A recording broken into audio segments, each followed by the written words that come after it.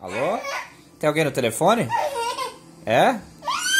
O que você tá conversando? Nossa, que história interessante.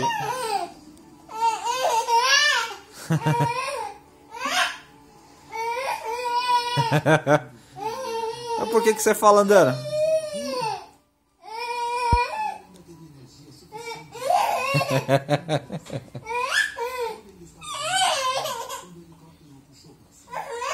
Que foi? Que conversa intensa, hein? Acho que tá mudo.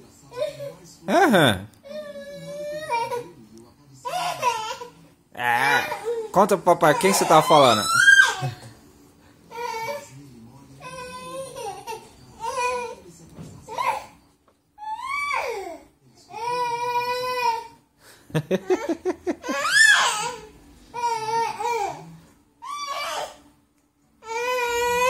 Que conversa dura, hein, filho? Tá falando com seu chefe, é isso?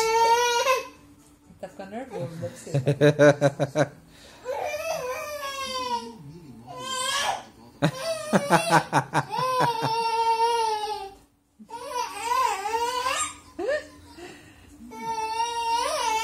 Que dureza. É muito difícil.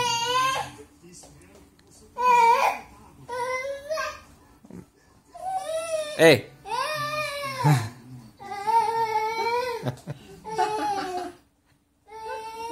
Vem cá, dá o seu telefone aqui, ele tá te deixando muito nervoso. Desliga, filho, tá ficando cara essa ligação. Desliga. Dá pro papai o telefone, dá. Obrigado.